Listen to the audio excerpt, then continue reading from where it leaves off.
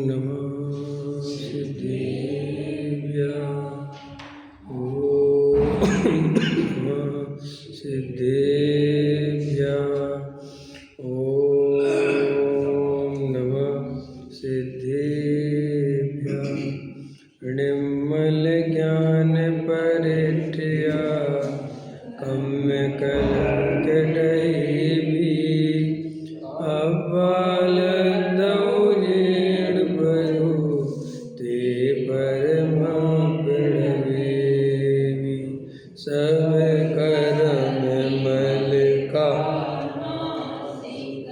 हर प्राप्त कर निज आत्मा जो लीन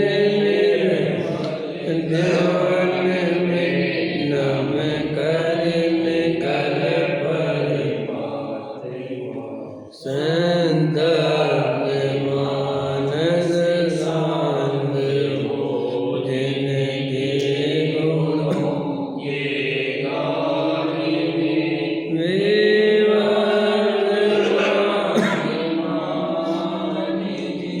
विचरे हमारे ज्ञान। गाथा नंबर 17 योगसार ग्रंथ है। योगसार प्रवचन के रूप में छपा हुआ है। गाथा मार्गणा गुण थान का सब कथन यदि चाहते परमेष्टि पद तो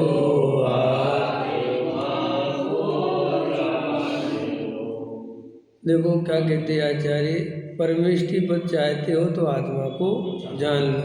तो कोई ऐसा प्रश्न करे कि परमेष्टि पद से क्या होता है, परमेष्टि पद क्यों चाहिए? परमेष्टि पद ही सुखी होने का सच्चा उपाय है। यदि सुखी होना है तो इस गाथा को ऐसे ही पढ़ सकते हो, यदि सुखी होना चाहते हो तो आत्मा को जान लो। समझ में आया?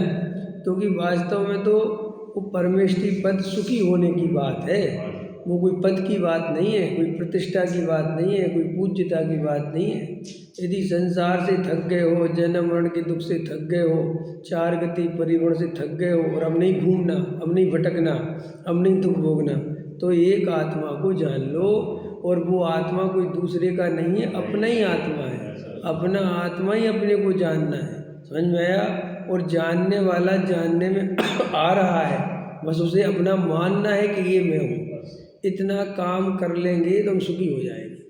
भाग्य में जो रात दिन रुपया पैसा मकान दुकान स्त्री पुत्र आदि पड़े लगे पड़े हैं इनमें और सोच रहे हैं कि हमें सुखी कर देंगे, वे सुखी तो कर ही नहीं सकते, लेकिन वे तुम्हारे हो भी नहीं सकते। वे तो अभी कुछ काल में ही वियोग को प्राप्त हो जाएंगे। और क्षणिक सुख दो तरह से समझना चाहिए, क्षणिक सुखावास और क्षणिक इंद्रियों के भोग। तो क्षण भर के लिए जो अभी अंदर कसाएं बड़ी चारित्र मोह की अस्थिरता से उससे इच्छाएं पैदा होती हैं। हमारे अंदर जो इच्छाएं पैदा होती हैं वो चारित्र मोह से पैदा होती है। चारित्र मोह माने चारित्र गुण। तो चारित्र गुण कहता है कि मुझे तो कहीं ना कहीं रमना है।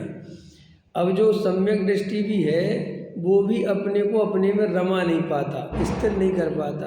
तो इच्छाएं उत्पन्न होती हैं, क्योंकि इच्छाएं तुम्हारी मान्यता से नहीं चलती। इच्छाएं तो रमना समझ, रमणता चाहिए, भोग चाहिए। तो वो कहता है या तो आत्मा में रमो, और अगर आत्मा में नहीं रम सकते तो बाहर में रमो। तो सम्यक दृष्टि को भी जब तक स्थिरता नहीं होगी तब तक वो क्षणिक भोगों का सहारा उसे भी लेना पड़ता है। लेकिन वो उन क्षणिक भोगों को क्षणिक भोग मानता है और असली सुख का कारण नहीं मानता, और बीमारी की तरह इलाज मानता है। समझ में? जैसे दवाई को अपन भोग थोड़ी मानते हैं। अपन दवाइयाँ खाते हैं तो कोई कहे कि ये तो बहुत दवाइयों का भोग करते हैं, सुना किसी को? हैं भाई, हम दवाइयों का भोग नहीं करते। बीमारी ऐसी है कि इन दवाइयों के बिना हम एक मिनट नहीं चल सकते। कई लोगों की तो ऐसी बड़े बड़े जो ऐसे होते बीमार, तो उनके से डिब्बे होते हैं, खाने बने हुए होते उसमें, हाँ, उसमें दोपहर की दवाई से ऐसे ऐसे रखे रहते, मैंने एक आध दो जगह देखे, तो वो बिल्कुल डिब्बा एकदम व्यवस्थित, वो बस चले तो वो चांदी का डिब्बा रख ले, एकदम बढ़िया रखते कि नहीं। तो भी ऐसा होने पर भी वो दवाई खाना नहीं चाहता, और ये बात वो रोज रोज बोलेगा भी नहीं कि मैं दवाई नहीं खाना चाहता, और ये चिंतन भी नहीं करेगा कि मैं दवाई नहीं खाना चाहता। लेकिन उस दवाई के संबंध में उसे रंच मात्र भी सुख बुद्धि उपादेय बुद्धि नहीं है। ऐसी सम्यक दृष्टि को भी इंद्रियों के भोगों में सुख बुद्धि नहीं है, लेकिन भोगता है। तो अपन को लगता है कि जब सुख बुद्धि नहीं है तो भोगता क्यों है? भोगता इसलिए है कि अस्थिरता है, अभी अपने स्वरूप में नहीं रह पाता, इसलिए वो तो सीधी सी बात है। देखो जी, ऐसा और उदाहरण ले लो, दवाई का तो आपको समझ में आ ही जाता है। जैसे आप ट्रेन में बैठे हो और आप खाली बैठे हो, अब आपका बात करने का मन कर रहा है, समझ में, क्योंकि शांत बैठा नहीं जाता, कुछ तो बात हो, तो आप जबरदस्ती किसी से बात करते हो, लेकिन अंदर में बात करने का कोई रस नहीं है, लेकिन आप क्या करें, बैठे तो करें। ऐसे ही ज्ञानी को भोगों में कोई रस नहीं है, वो तो चाहता है कि अपना गंतव्य जल्दी आवे और ये छुट्टी पावे यहाँ से, अपन को नहीं रहना संसार में। लेकिन जब तक कर्म बंधा हुआ है, जब तक उदय है, तब तक उसे भी पता है कि भैया अभी नहीं निकला जा सकता यहाँ। तो नहीं निकला जा सकता तो क्या करता है, जो व्यवस्था उदय प्रमाण बनती है उसे शांति से जानता देखता है और भोगता है। समझ में, भोगता किस रूप में है, एकत्व ममत्व कर्तृत्व भोक्तृत्व से रहित, तो ये उसका है। तो वो क्षणिक जो सुख है, प्रश्न है कि जब क्षणिक भोग में सुख क्यों दिखता है, मिथ्या दृष्टि को सुख दिखता है और सम्यक दृष्टि को सुख तो नहीं दिखता, लेकिन टेम्परेरी उसे पता है कि इस इच्छा को मिटाने का टेम्परेरी उपाय यही है, इसके अलावा कुछ नहीं कर सकता मैं। परमानेंट उपाय तो अपने स्वरूप में स्थिर हो जाओ, लेकिन अब जब स्वरूप में स्थिर हो ही नहीं पा रहे, जैसे अपन लोग पेन किलर खा लेते हैं, जानते हैं कि इससे कोई ठीक नहीं हो जाएगा, लेकिन पीड़ा इतनी हो रही है।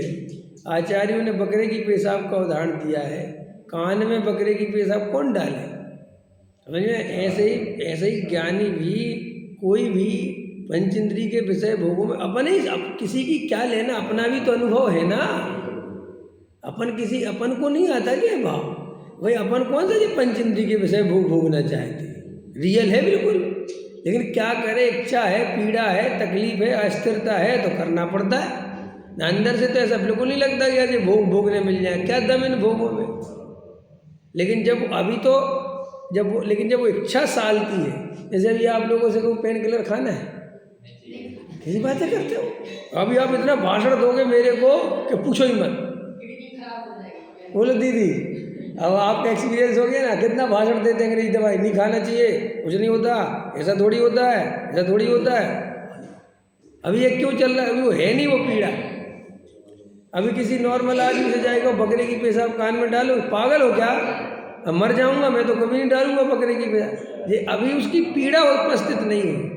जब वो पीड़ा सामने आ जाए और जब वो पीड़ा नहीं सही जाए, तो आचार्य कहते हैं, उदाहरण लिखा है टीका में, कि पहले तो मना करता है।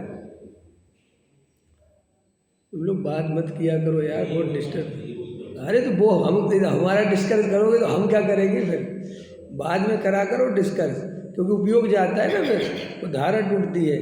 अब वो बकरे की पेशाब में कहता है कि डाल दो बकरे की पेशाब, तो वो कहता है पागल हो क्या, बिल्कुल भगवत कहाँ से जाते हैं।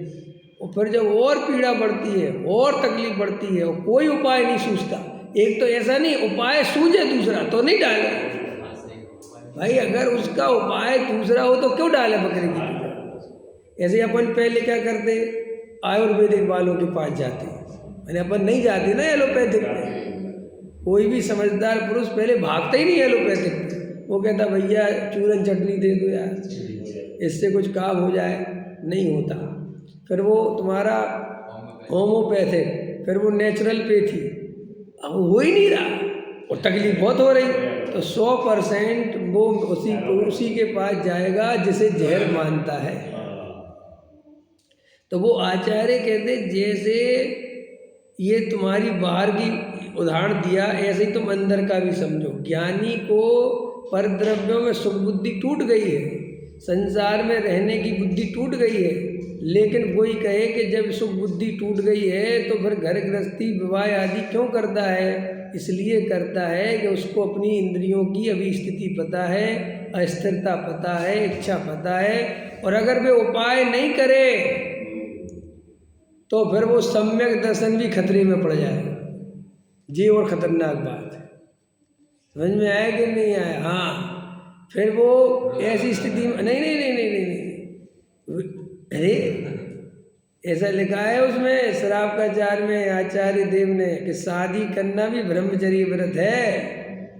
क्योंकि अब जैसे अपन जब कुंवारे रहते हैं, अपन कुंवारे तो रहे ना कभी, तो कितने विकल्प जाते हैं। समझ में आया? कोई भी ढंग की लड़की दिखी, यार इससे शादी हो सकती है क्या? अब बोलो। और जब एक शादी हो गई तो सब विकल्प टूट गए। समझ में? अब मान के चलो कोई सम्यक दृष्टि हो और उसको अभी इंद्रिय की पीड़ा बहुत हो, अभी उसके विषय कसाय का राग टूटा नहीं हो, और ये सोच के कि इनमें सुख तो है ही नहीं, मैं काहे को शादी करूं, तो क्या होगा कि फिर उसके वो सम्यक दर्शन पे भी खतरा मर जाएगा, क्योंकि वो इच्छा जोर मारेगी और बाहर में उपाय है नहीं, तो फिर गलत रास्ते से उस इच्छा को पूरा करने जाएगा। तो उसी समय मिथ्या दृष्टि हो जाएगी, उसी समय हो जाएगा। डॉक्टर साहब बहुत समझाते, सम्यक दृष्टि कभी भी अन्याय अनीति अवक्ष को नहीं भोगेगा तो न्याय नीति से। अगर उसे 10 स्त्रियों का भी राग होगा तो 10 की जिम्मेदारी लेगा, शादी विवाह कर लेगा। आया समझ में? लेकिन वो अनैतिक बात नहीं करेगा। बहुत उदाहरण देते वो कि वो गिर गए, कौन?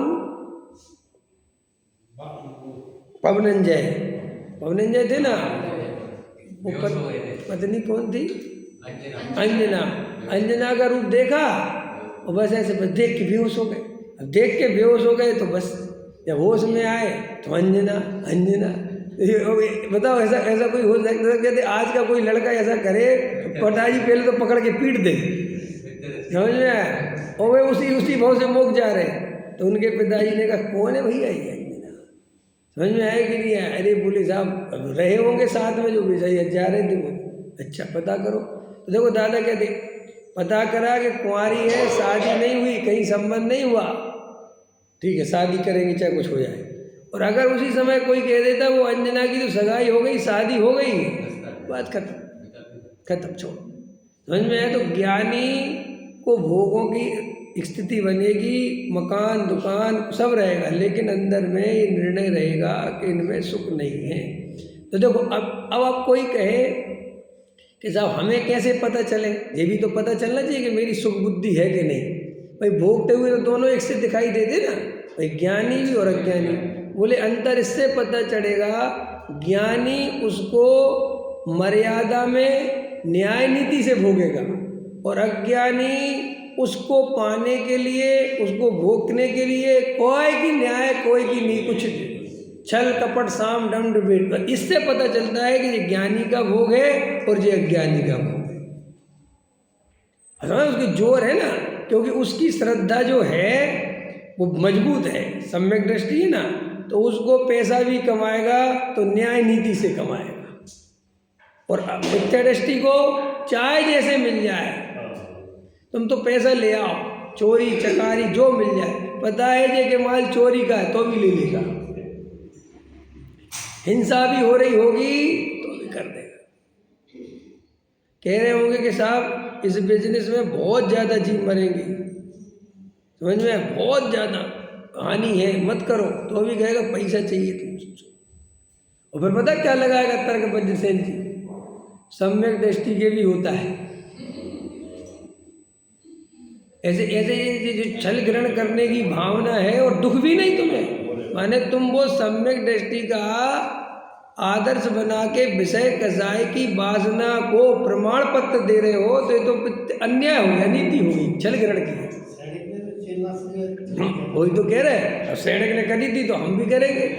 अब मेरा कहने मतलब ये, और सैनिक में मिथ्या दृष्टि थे ही, उसमें क्या बात। मेरा कहने मतलब ये है कि कोई इतिहास में अपवाद हो जाती हैं, कोई घटनाएं घट जाती हैं, तो वे आदर्श बनाने लायक थोड़ी होती हैं। और दूसरी बात, तुझे देखो, एक तो होता है वास्तव में मजबूरी है, कोई रास्ता ही नहीं सूझ रहा, क्या करें भैया, वजह से मान चलो बिल्कुल गरीब, परेशानी खराब, स्थितियाँ बहुत खराब। अब भैया जो धंधा पानी भैया कर सकते हैं करा, लेकिन अब बहुत पैसा हो गया, आवश्यकता से 1000 गुना हो गया, और अब आपको पता है कि यार इस व्यापार में मेरे से बहुत हिंसा हो रही, तो वो आचार्य कहते विचार करके उसको बदल।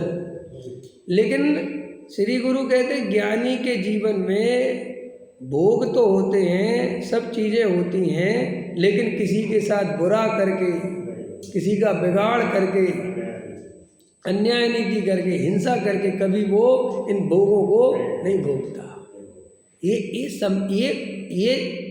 ये जो अनैतिकता है ये मिथ्यात्व लाता है। चारित्र मोह कभी अनैतिकता नहीं लाता। सबसे बड़ा पाप मिथ्यात्व क्यों है? क्योंकि मिथ्यात्व के वशीभूत होकर ही जीव अनैतिक पाप करता है।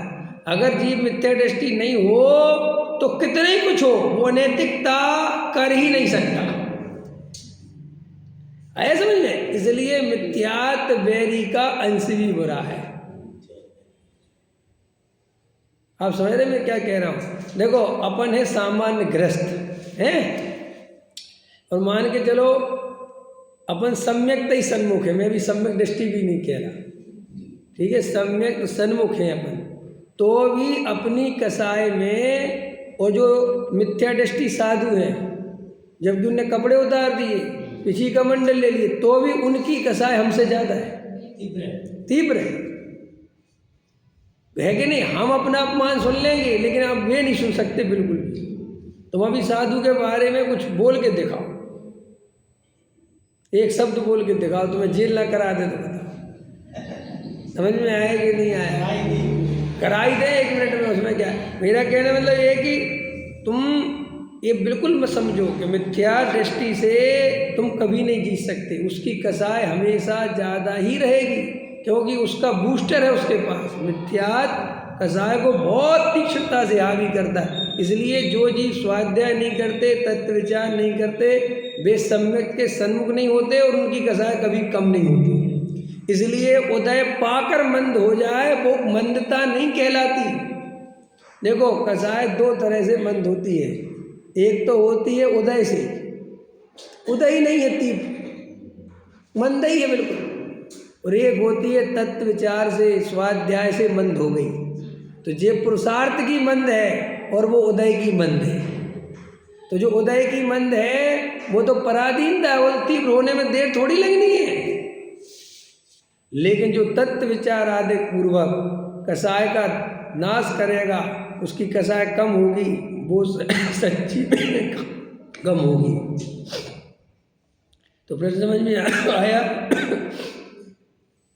कि सम्यक दृष्टि को सुख बुद्धि नहीं है, सुख सब क्लियर है, लेकिन इच्छा अभी बहुत है, और अभी इच्छा तकलीफ देती है, आकुलता देती है, इसलिए उसे भी पंच इंद्रिय के विषय भोग में प्रवृत्ति करनी पड़ती है। लेकिन जैसे कोई दवाई खाता हुआ पुरुष अति उत्साह के साथ भी दवाई खाए, समय पे दवाई खाए, नागा नहीं करे, हैं, बिल्कुल एकदम ले आओ दवाई ले आओ, शाम का टाइम हो गया और मेरी दवाई मत भूला करो तुम लोग, ऐसा तो कोई क्या कि कितना दवाई खाने का रसिया है कोई कहेगा कि नहीं हैं? ओ भाई साहब, इसके तो बहुत मजे, इतने बड़े कैप्सूल, इतनी बड़ी दवाई, इतने बड़े कैप्सूल खाता है मस्त एकदम, और VIP डिब्बी में से निकालता है। अरे भैया, उसके अंदर श्रद्धा में 1 मिनट में भी अगर वो कोई कहे कि तुम्हारा रोग ठीक हो गया, तो वो ऐसी डिब्बी फेंकने में देर नहीं लगी। लेकिन जब रोग है, ऐसे ही सम्यक दृष्टि को मिथ्यात्व चला गया, जिसके कारण पंच इंद्रिय के विषय भोग पहले सुख मानकर भोगता था, अब सुख मानकर नहीं भोगता, मजबूरी में भोगता है। मुझे दिखा के कह रहे देखो बस मैं इतनी गोली खाता हूँ। हाँ, वो तो ऐसे करते थे, उनके पास बैठोगे ना तो दवाई खाने का टाइम होगा उनका, तो ऐसे बैठाएंगे, इधर आ देख, ये छोटी वाली खून पतला करने की है, ये वाली इसकी है, इससे BP कंट्रोल रहता है। तो हम तो बहुत खिलाते दिलाला। मेरा कहने लगे है कि तुम ज्ञानी को नहीं पहचान सकते जब तक खुद ज्ञानी ना हो जाओ। ये बिल्कुल पक्की ही बात है। एक मिथ्या दृष्टि सम्यक दृष्टि को पहचान ही नहीं सकता, क्योंकि वो जिन अधिक भावों से क्रिया से पहचानेगा वो सब गलत होगा। समझ में आया कि नहीं आया? इसलिए भैया अपन खुद सम्यक दृष्टि हो जाओ, दूसरे सम्यक दृष्टि। एक हमारे कई मित्र हैं ऐसे, सबके अपने अपने सम्यक दृष्टि है। समझ में आया कि नहीं आया? तो अभी हमसे कहने लगे फ़ोन पे, भाई साहब आप समझते नहीं हो। हमने कहा क्या? कह रहे आप जानते नहीं हो। हमने कहा अरे क्या बताओ? बस वो सम्यक दृष्टि है। हमने कहा तो होंगे तो ठीक है। अरे यार आप समझ ही नहीं रहे। हमने कहा क्या समझना है तो बताओ। बोले बस समय से ही नहीं है, हमने पूरी दुनिया तलाश के उनको सम्यक दृष्टि माना है, तुम आओ उनके सत्संग में। समझ में? हमने कहा नहीं ठीक है होंगे, अच्छी बात है, मैं कोई दिक्कत भी नहीं है, लेकिन अब मैं तो भी अरे बस। समझ में आया कि नहीं आया? अब अभी हम कहते कि नहीं है तो हम कहते हमें तो नहीं लगते। भाई तू क्रियाओं के कारण सम्यक दृष्टि मानता है।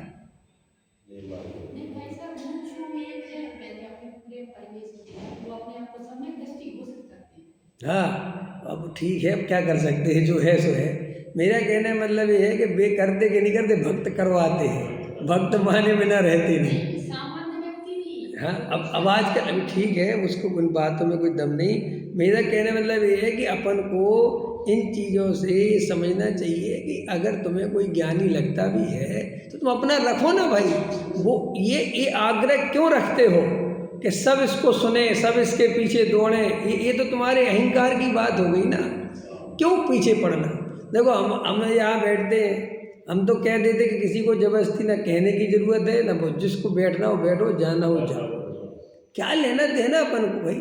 अरे ये आग्रह क्यों रखना कि हमारी बात सत्य इसलिए सबको सुननी चाहिए? बिल्कुल नहीं सुननी चाहिए। जिसकी योग्यता होगी वो सुनेगा, नहीं होगी अपना ठीक है। और आप जीवन सब स्वतंत्र है, एक एक उद्गल परमाणु स्वतंत्र है, एक एक जीव स्वतंत्र है। अपन किसी के पीछे क्यों पड़े भाई? और तुम हमारे गुरु जी इसलिए तुम्हारी संख्या बढ़नी चाहिए, तुम मान कैसा है? और गुरु इसमें तुम्हारा साथ देता है। घेरो घेरो, तुम काहे को घेरो भैया?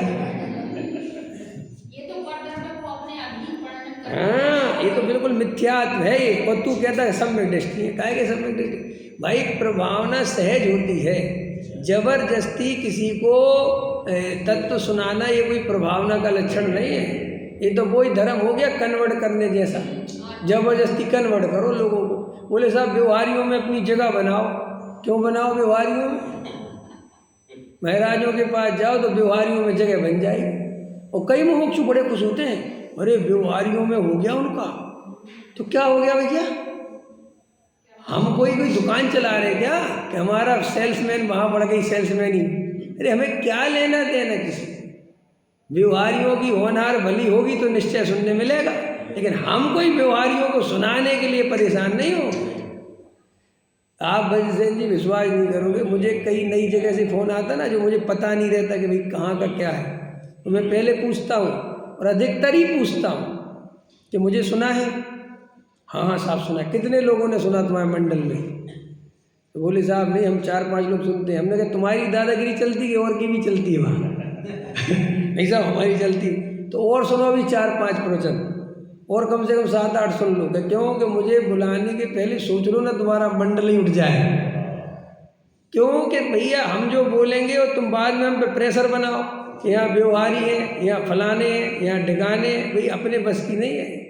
और हमसे और गलती से ये और कह दिया व्यवहारी है तो हम और ख़तरनाक हो जाते हैं। हमसे नहीं कहोगे तो हमें इतना पता नहीं चलता, लेकिन कह दिया तो फिर और दिमाग में आ जाती है बात।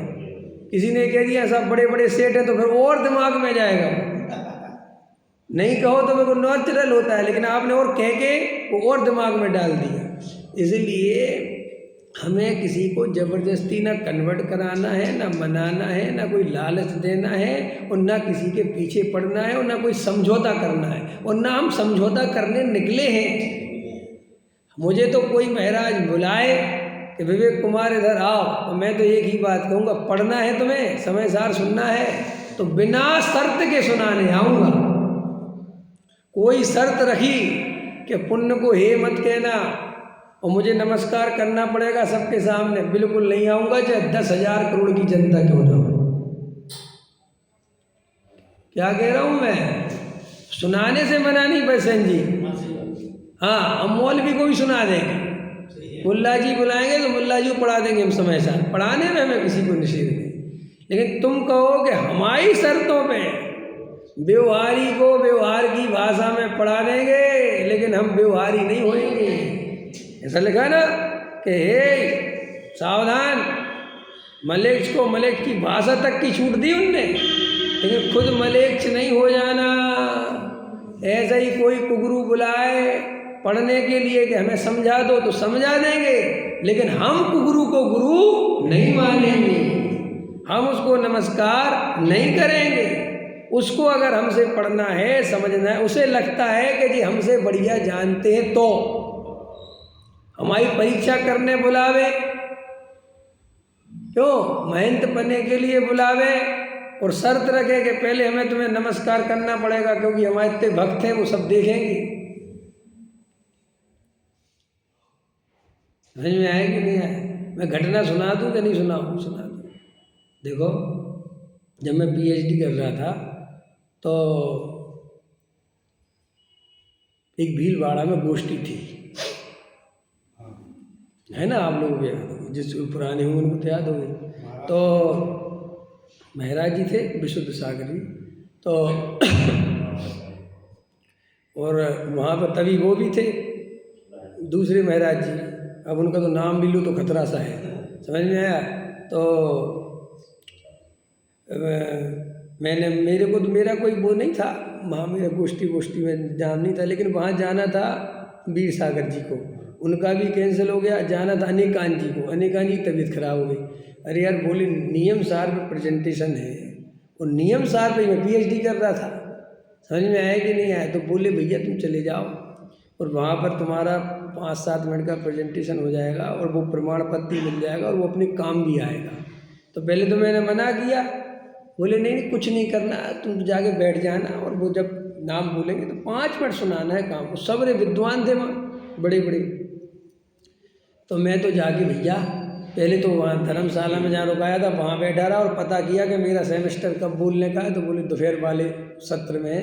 तो मैं तो अपना जाके बैठ गया, समझ में आया? तो बैठा रहा, ना मैंने कोई परिचय, ना कोई लेना ना देना। जो अब वहाँ पे क्या हुआ, बड़े बड़े विद्वान बोल रहे थे, तो कोई प्राकृत में बोल रहा था, कोई संस्कृत में बोल रहा था, और जनता बैठी हुई थी। समझ में आया कि नहीं आया? अब बिल्कुल लास्ट में मेरा नंबर आया, तो एक विद्वान बोले कि साहब मेरा तो अभी अभी जन्म हुआ है इतने बड़े विद्वानों के बीच में, समझ में, जो है इतने बड़े बड़े विद्वान बैठे उनके सामने तो मैं बच्चा हूँ, मेरा तो अभी अभी जन्म हुआ है, और जस्ट उसके बाद मुझे बोलना था, और वो बहुत बड़े विद्वान थे जिनने ये बात बोली। तो मैंने तो जाके बोला ओम नमः सिद्धेभ्य। सबरे बोल रहे थे वहाँ पे, जो भी समझ गए, मैं तो सीधा बोला ओम नमः सिद्धेभ्य। और मैंने कहा जैसा कि हमारे पूर्व विद्वान बोले कि वो तो उनका जन्म कभी हुआ, तो हम तो पैदा ही नहीं हुए अगर उनका जन्म हुआ तो हम तो कहाँ है, समझ गए?